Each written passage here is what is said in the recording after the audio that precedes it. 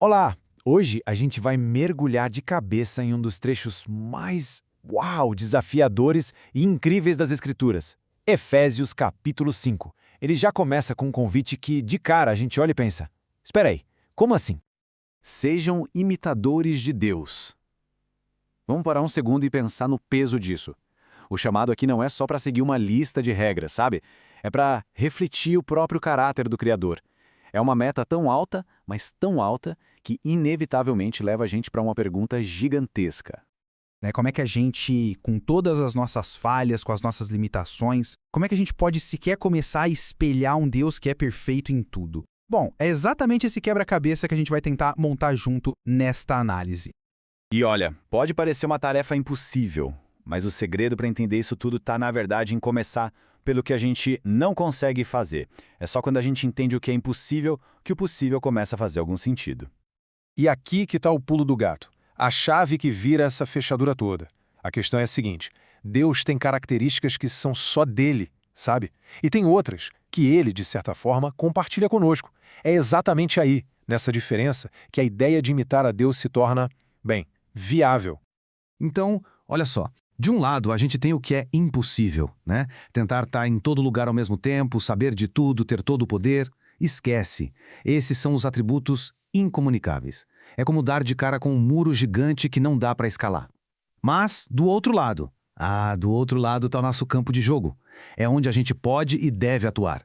Na bondade, no amor, na santidade, na justiça. É nesse terreno fértil que a gente é chamado para crescer e refletir quem ele é.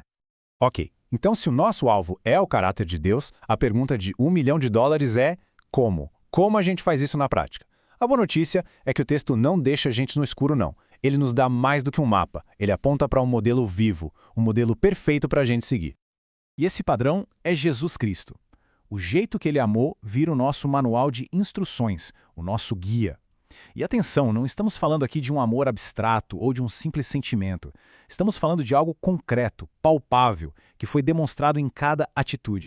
Esse amor que serve de modelo tem umas marcas bem claras. Primeiro, ele se mede em ações, vai muito além do eu te amo. Segundo, ele é um sacrifício voluntário, uma entrega de si mesmo. E terceiro, ele produz um resultado espiritual, algo que o texto descreve de um jeito muito poético. Aroma suave. O que isso quer dizer, afinal? Essa metáfora é riquíssima. Pensa lá no Antigo Testamento. O cheiro de um sacrifício que era aceito subia aos céus como um perfume agradável para Deus. A ideia aqui é a mesma. Uma vida de amor e de sacrifício se torna espiritualmente agradável a Ele. É, na essência, o perfume da obediência. Beleza? Com o modelo de Cristo na cabeça, o texto agora desenha um contraste bem nítido para mostrar como essa vida funciona na prática. Porque imitar a Deus é, no fim das contas, uma escolha diária entre viver na luz e permanecer na escuridão. A questão então vira algo bem prático. Como é, no dia a dia, na correria, uma vida que de fato imita o caráter de Deus? Quais são os sinais visíveis dessa transformação? E o contraste não podia ser mais claro. É preto no branco. De um lado você tem o que o texto chama de obras das trevas, impureza, ganância, piadinha grosseira, conversa que não leva a lugar nenhum. Do outro, o fruto da luz, bondade, justiça, verdade. Um caminho leva à destruição, o outro, à vida. E o texto pega bem pesado com uma coisa em especial, a avareza, a ganância. E o motivo é profundo. Ele diz que ganância é a mesma coisa que idolatria. Por quê? Porque ser ganancioso é essencialmente colocar a nossa fé, a nossa segurança e a nossa esperança nas coisas, no dinheiro, em vez de colocar em Deus. É adorar no altar errado. Só que essa vida de luz não acontece no piloto automático. Ela exige uma mente ligada, um coração atento. É um chamado constante para a gente parar e testar, sabe? Analisar o que de fato agrada a Deus, em vez de simplesmente sair agindo por impulso ou ir na onda do que todo mundo está fazendo. A partir daqui, o texto começa a aterrissar esses grandes princípios no nosso cotidiano. A gente vai ver como essa imitação de Deus se traduz em sabedoria prática para coisas como o uso do nosso tempo e os nossos relacionamentos mais próximos. A expressão remir o tempo é muito poderosa. A imagem é a de comprar de volta cada oportunidade, como quem resgata algo super valioso.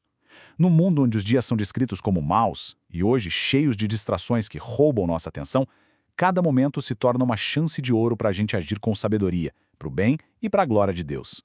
Em vez de se encher de coisas que levam à perda de controle, o texto nos chama para sermos cheios do Espírito. E ele ainda nos dá uma receita prática para isso.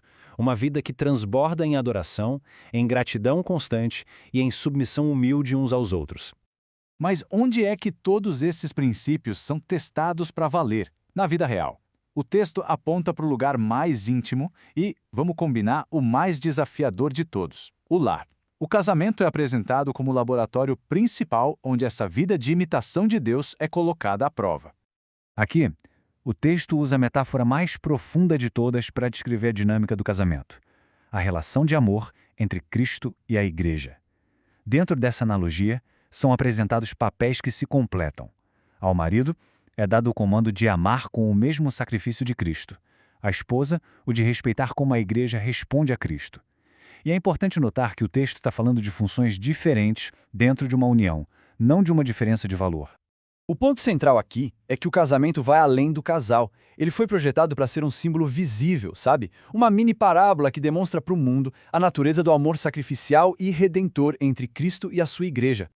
No final das contas, o autor resume tudo em duas colunas que sustentam essa estrutura: amor e respeito. A lógica é a de um ciclo virtuoso. O amor sacrificial do marido cria um ambiente de segurança que inspira respeito. E o respeito da esposa encoraja e fortalece o marido no seu chamado para amar. E assim, a gente fecha o círculo, retornando àquela bela metáfora do início. O convite para imitar a Deus é, em última análise, um convite para viver de tal forma que a nossa vida de amor e sacrifício se torne um aroma suave. A pergunta então que fica no ar para cada um de nós é: que tipo de aroma a nossa vida está exalando para o mundo ao redor?